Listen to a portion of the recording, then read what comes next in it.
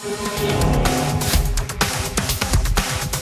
as Pat said, cancer clinics across the country are turning away thousands of Medicare patients. Thousands. Why? Well, the clinics are blaming the sequester. Ted Okon is the executive director of the Community Oncology Alliance. He joins us. Tell me, Ted, why are these cancer centers turning away Medicare patients? Well, the problem is, Greta, is that the sequester cut Medicare across the board by 2%. And the biggest problem here with cancer clinics is, unlike cutting services by 2% that physicians provide, it's actually cutting the underlying cost of the drug. So you're talking about taking a fixed cost for a drug that a cancer clinic dispenses to a patient, administers to a patient, and you're cutting that underlying cost. So the problem is you have a clinic that's sitting there and saying, I've got a choice. Do I continue on treating these Medicare patients in the clinic as opposed to send them elsewhere to the hospital for treatment, for example, and incur a loss with each one and ultimately not being able to treat any of my patients because you'll have to close the doors? Or do I right away think, well, let me work with my patients as a partner and send them elsewhere for treatment? So that's the untenable position that clinics are being faced with right now with this sequester, which actually was implemented for Medicare on Monday. All right. Now, here's the thing. I read an article today. It said North Shore Hematology Oncology Associates decided they can no longer see 1/3 of their 16,000 Medicare patients. That's more than 5,000 of their Medicare cancer patients. They say they can't see anymore because of the sequester. So that's the problem.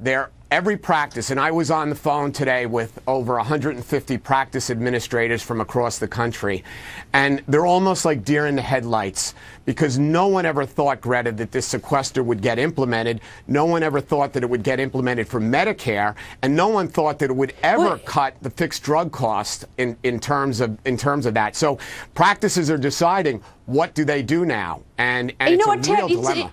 You know what's so appalling is that all these Medicare patients, they paid taxes for decades. They've been good, citizens. I mean, and they expected their Medicare. And Congress said when they passed all these laws that they weren't going to lay a glove on the Medicare. In the sequester, they weren't going to lay a glove on the Medicare, but they were so stupid the way they wrote that now they're hurting the Medicare patients. And there is a solution. If they would exempt cancer drugs from the sequester, they wouldn't have to deny these Medicare cancer people of medical care. But do you know where all these people are who created this problem? We got President Obama out fundraising. We got members of Congress home in their districts. Some say that they're doing constituent work. You got them traveling around the world, visiting different countries, when they all should be back here in Washington exempting those cancer drugs so those Medicare patients could get their chemotherapy. And it's just appalling if they'd just come back to town and do their jobs. Well, Greta, I mean, I agree with you. We've seen a massive consolidation, actually, in the last 4 years before the sequester. 40 years ago, we evolved this cancer delivery system so that you can get treated in your local community. And now we're de-evolving it, and we're consolidating cancer care back again. And that means patients fall through treatment cracks. That means patients have to go to the hospital. And unfortunately, that costs not only the patients more, but it costs Medicare more money. So I agree with you. Something has to be done about this immediately before it becomes even more of a crisis than it is. Well, with the article that I read, it says because cancer drugs must be administered by physicians, they are among a handful of pharmaceuticals paid for only by Part B of Medicare, which covers doctor's visits, and it's subject to the sequester cut.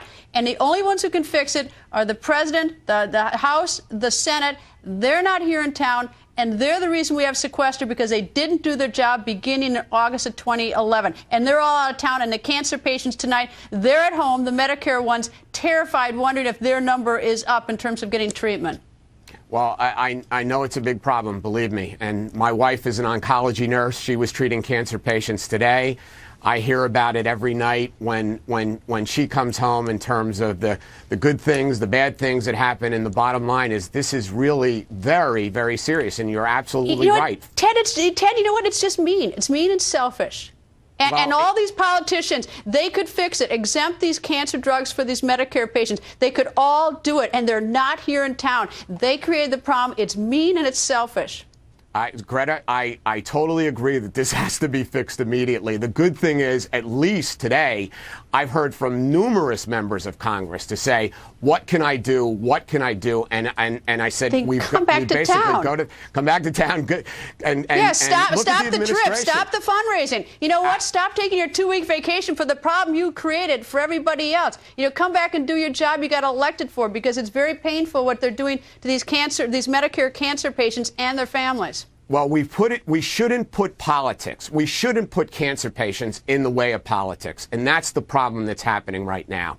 And we've got to get cancer patients out of that. As you said, especially seniors, our most vulnerable population. We've got to do something about it immediately. So I totally agree with you. All right. Well, the solution, let me just tell the viewers again, all the Congress and all the White House and the House and Senate has to do is exempt the cancer drugs for the Medicare patients from the sequester. Come back and do that. Ted, thank you. And I hope that the message gets out there. Thank you, Ted. Appreciate it. Thank you very much.